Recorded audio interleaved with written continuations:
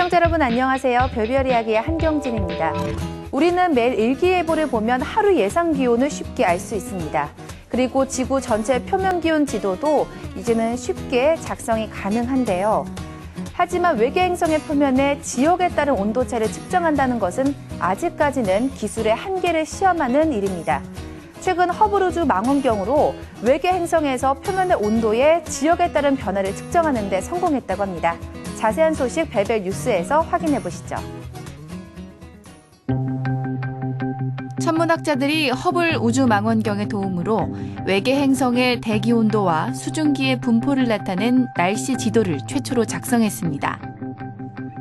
목성의 약 2배 질량으로 지구로부터 약 260광년 거리에 있는 외계 행성 WASP-43b의 대기층을 관측하고 태양계와 비슷한 수준의 물의 존재도 측정했습니다.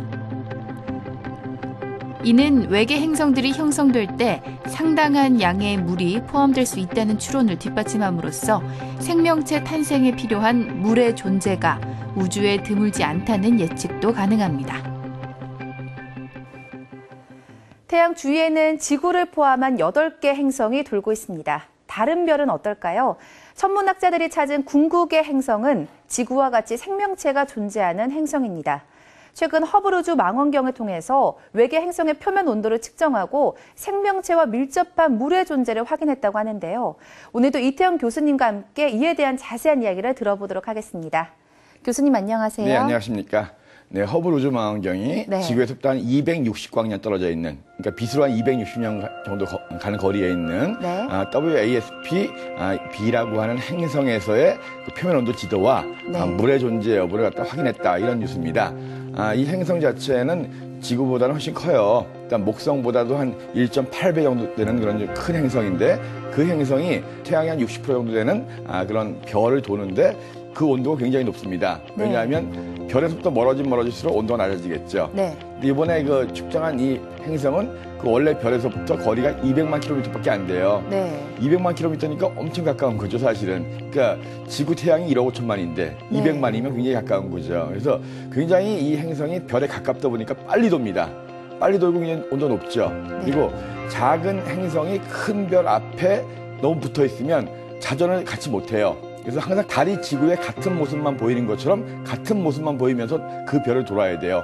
동주기 자전이라고 해서 이 행성도 원래 별에 대해서 항상 같은 모습만 보면서 굉장히 가까운 데서 빠르게 돌고 있습니다. 그러다 보니까 별 쪽에 향한 부분은 밝겠죠. 낮 부분입니다. 낮 부분의 온도는 뭐 영상 한 1700도 가까이 되는 굉장히 뜨거워요. 반대로 별의 반대편은 어둡겠죠. 빛이 없으니까. 그럼요. 밤이지만 워낙 또 이게 뜨겁고 가까이 있다 보니까 밤의 온도도 한 500도 이상 됩니다. 많이 높네요. 그렇죠. 그래서 WASP-B라고 하는 이 행성, 이거 이름을 붙일 때는 앞에 별이 A예요. 그래서 제일 가까운 게 B, C, D 이렇게 나가거든요. 그래서 WASP-43b잖아요. 43이라고 하는 별 제일 가까운 행성이라는 뜻이거든요. WASP-43b 이 행성이 워낙 뜨겁고 지구의 목성보다도 크기 때문에 지구 정도 되는 규모의 행성보다는 쉽겠죠, 사실은. 그래도 이 정도의 행성에 대기를 뚫고 표면까지 가가지고 전체적인 표면의 온도 분포를 갖다 측정하고, 밤이든 낮이든 온도가 500도, 1600도 하니까 물의 형태는 아니겠죠. 수증기 형태겠죠. 그 수증기의 존재 여부를 갖다 확인했다라고 하는데, 수증기의 존재를 확인해 보니까 그 수증기의 양이 거의 우리 태양계 정도는 많다 이거예요. 그러니까 우주에 물이 참 많을 거다라는 것이 이번에 또 알려진 거거든요. 그러니까 물이 많다는 건 뭐냐면 생명체의 기원이 결국 물에서 됐다. 지구에도 물이 있기 때문에 거기서부터 생명체가 비롯됐다. 바다에서 생명체가 비롯됐다고 얘기를 하잖아요. 그래서 이 우주에는 생명이 태어날 만큼 충분한 물이 존재할 거다. 이런 얘기들이 많이 나오고 있고, 이번에 이제 허블 우주 망원경을 통해서 이 WASP-43b라고 하는 이 행성의 표면 온도와 수증기의 존재 여부를 밝혀냈기 때문에, 물론 앞으로 지구 정도 되는 규모의 행성, 그러니까 훨씬 이거보다 작겠죠. 그리고 표면 온도도 이거보다 훨씬 낮겠죠. 그런 거에 표면 온도까지 측정하고 거기에 있는 대기 성분까지 수증기 여부라든가 이런 걸 밝혀낼 수 있다면, 그때 되면 정말 여기에는 인간 같은 생명체가 살고 있겠구나 하는 걸 밝혀낼 수 있겠는데, 이제 막 기술이 시작되는 겁니다. 아무튼 큰 별 옆에 있는 목성보다 좀 큰 그런 행성의 표면 지도와 수증기의 여부를 이 허블 우주 망원경이 밝혀냈다 하는 뉴스입니다. 네, 그러니까 외계 행성의 표면 온도뿐만 아니라 이렇게 수증기의 존재까지도 이렇게 찾아냈으니까 네네. 정말 갈수록 기술이 발전하고 있다는 생각이 들고요. 네. 조금만 더 발달을 한다면 이렇게 생명체의 존재도 찾을 수 있지 않을까라는 생각이 들었습니다. 네네.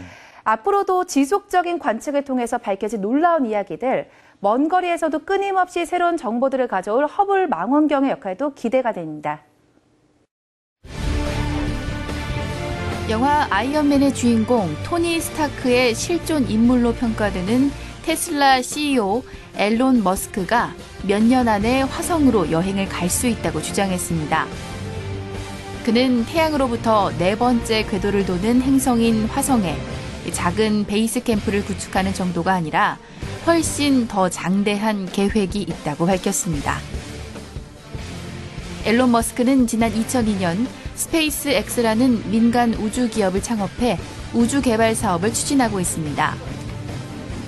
나사의 계획인 2030년대 중반보다 10년 빠른 2020년대 중반 안에 인류를 화성에 착륙시키겠다고 말했습니다. 지구를 제외하고 인류의 발길이 닿은 천체는 달이 유일합니다. 21세기 들어 인류는 다음 행선지로 화성을 지목했고 앞으로 20-30년 내에 화성에 인류를 보낼 계획을 세우고 있습니다. 여기에 영화 아이언맨의 주인공 토니 스타크의 실존 인물로 평가되는 민간 우주기업 스페이스 X사의 CEO 앨런 머스크가 도전장을 내밀었다고 하는데요. 이 소식 자세히 알아볼까요?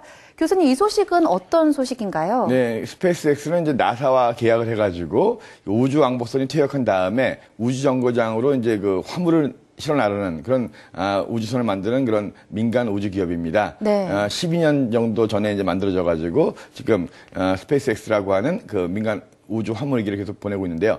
여기에 CEO인 앨런 머스크가 우리도 화성에 가겠다. 근데 단순히 화성에 베이스 캠프를 차리는 정도가 아니라 네. 2030-40년 정도까지 수천에서 수만 명이 살 수 있는 그런 도시를 만들겠다. 와. 라고 발표를 한 거예요. 네. 그러니까 지금 굉장히 전 세계적으로 돈 많은 재벌들이 우주에 관심을 갖고 있거든요. 네. 그 중에 이제 앨런 머스크, 뭐 아이언맨의 실제 주인공이기도 하지만 화성에 대해서 정말 전적으로 투자해가지고 나사는 한 2030년 정도에 이제 보내겠다고 했는데 그보다 네. 이른 시일 내에 화성에 가서 단순히 기지가 아니라 수만 명 정도 살 수 있는 네. 그런 도시를 만들겠다고 발표를 해가지고 네. 또 놀라움을 주고 있는데요.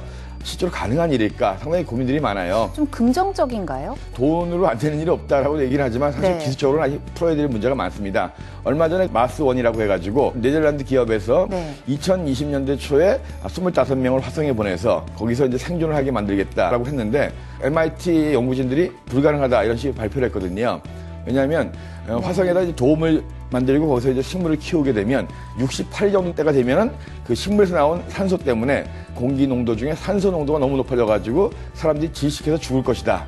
이런 발표를 했어요. 근데 이제 우리가 공기 중에는 산소만 있는 것이 아니라 질소도 있고 많이 있죠. 네. 그래서 산소 농도가 심해지면 거기서 이제 산소를 골라서 빼내야 되는데 이 산소를 골라서 내보낼 수 있는 네. 그런 기술이 없고 식물을 키우고 하다 보니까 습도가 너무 높아지기 때문에 또 살기 힘들 것이다. 그래서 이 구체적인 부분에 대해서 여러 연구진들이 연구하다 보니까 아직도 풀어야 할 숙제는 많다. 네. 이번에 이제 앨런 머스크 같은 경우는 이 돈이 많고 도전적인 정신이 굉장히 있죠. 그래서 네. 수천 수만 명이 살 수 있는 화성의 도시를 건설하겠다라고 얘기를 했지만 실제 구체적인 건 아직 없거든요.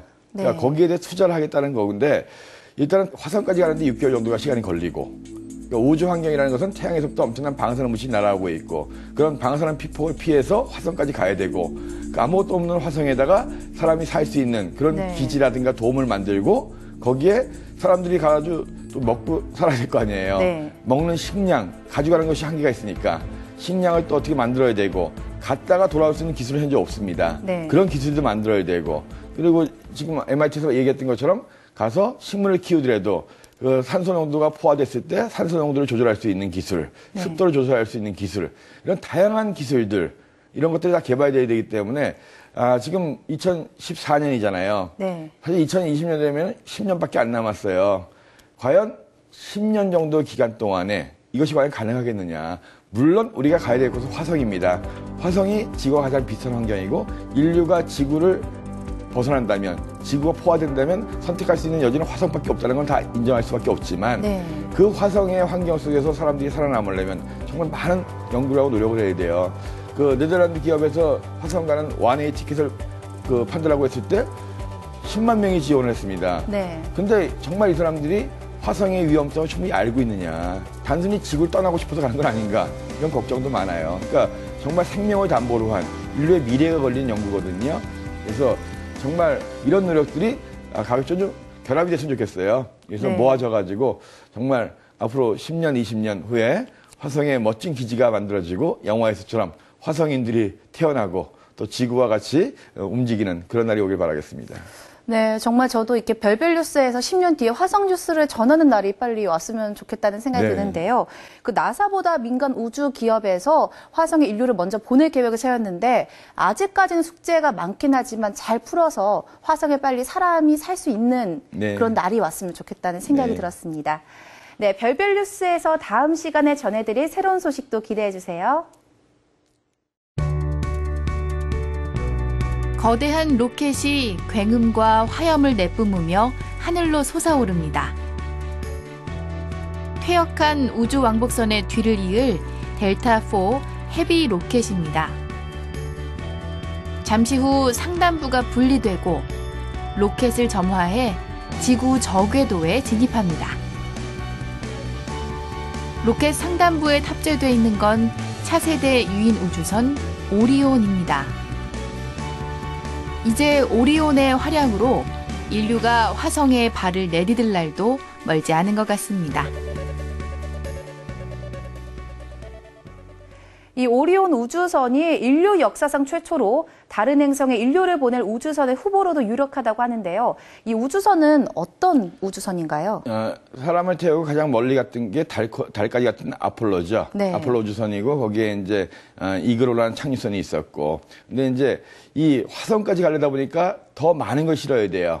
그죠? 네. 그러다 보니까 더 커야 되겠죠. 그래서 미국이 이제 우주 왕복선을 갖다가 폐기하고 그 차세대 우주선 더 멀리 갈 수 있고 더 큰 우주선을 만들겠다고 했던 것이 바로 이 오리온, 영어로는 오라이온이라는 우주선입니다. 네. 이 우주선에 대해서 우주선이 이제 12월 4일경에 이제 최초로 이제 시험 발사를 앞두고 그 애니메이션 동영상을 갖다 공개한 거거든요. 네. 일단 이번 12월 달 테스트 비행에서는 지구 궤도로 올라간 다음에 저 궤도를 돌다가 엔진을 점화해가지고 지상 한 5,800km 정도, 거의 그 벤 앨런드라고 해서 이제 전리층까지 올라가서 실험을 하고 다시 지구로 돌아와서 낙하산을 피고 내리는 그런 단계의 실험을 하게 되는 거거든요. 그래서 과거에는 지상 실험만 하다가 이 오리온이 드디어 우주로 올라가는 거예요. 그래서 이제 지구 궤도에 실험을 한 다음에 이것이 성공적으로 끝난다면 2017년이나 늦어도 2018년까지는 달까지 갔다 오는 것이 이제 두 번째 계획입니다.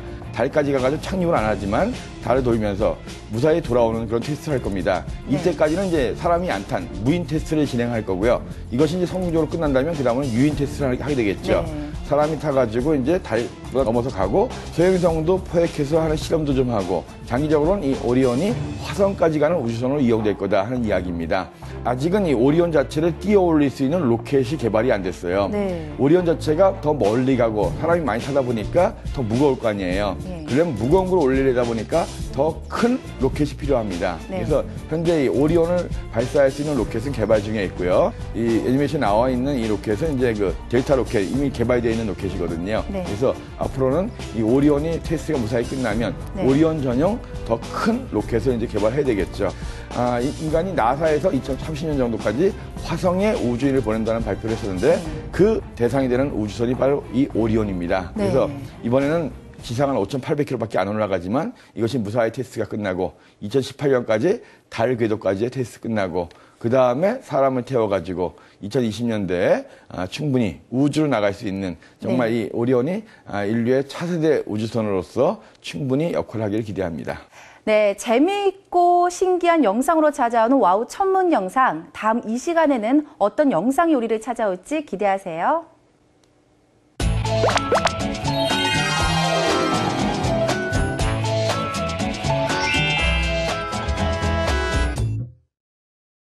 한 주 동안 하늘에서는 어떤 일들이 벌어질까요? 반짝반짝 천문 영상을 보시면 아실 수 있습니다. 교수님, 오늘 전해주실 하늘 소식 어떤 것들이 있나요? 네, 이제 벌써 이 달이 안 보입니다. 그러니까 달이 없는 하늘에서 별을 볼 수 있는 좋은 시간인데요. 요즘 새벽 하늘에서 금성 보신 적 없을 거예요. 외합입니다. 외합이라고 하는 것은 지구와 태양 그 너머에 금성이 가 있는 거거든요. 그래서 금성이 이제 태양 뒤편에 있기 때문에 여기 한동안 금성을 볼 수가 없어요. 그러다가 이제 서서히 금성이 태양의 왼쪽으로 나타날 거거든요. 저녁 하늘에서 보이게 됩니다. 그래서 앞으로 시간이 좀 기다리다 보면 금성이 저녁 하늘에서 저녁별, 저녁별로서 예쁘게 보일 때가 있거든요. 한동안은 금성을 볼 수 없다 말씀드리고요. 혹시 별 사진 찍기 좋아하시는 분들 10월 27일경 요 무렵이 이제 그 은하수 속에 보면 석호성운이라고 아름다운 성운이 있어요. 석호성운이 이제 그 바닷가에서 이제 모래톱이 생겨가지고 호수가 생긴 것 같은 걸 석호라고 라군이라고 하거든요.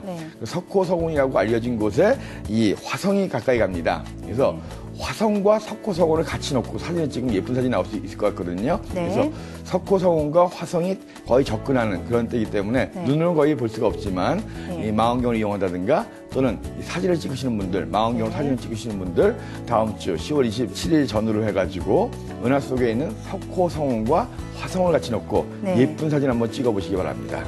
네, 그러니까 10월 27일에는 그 화성과 석호성운이 근접해서 아름다운 모습을 볼 수 있다는 말씀이신 거죠? 네네네. 네, 알겠습니다. 오늘 전해드린 천문 영상 여러분도 꼭 한번 찾아보시면서 아름다운 밤하늘과 소중한 추억 만들어 보시는 것도 좋을 것 같습니다.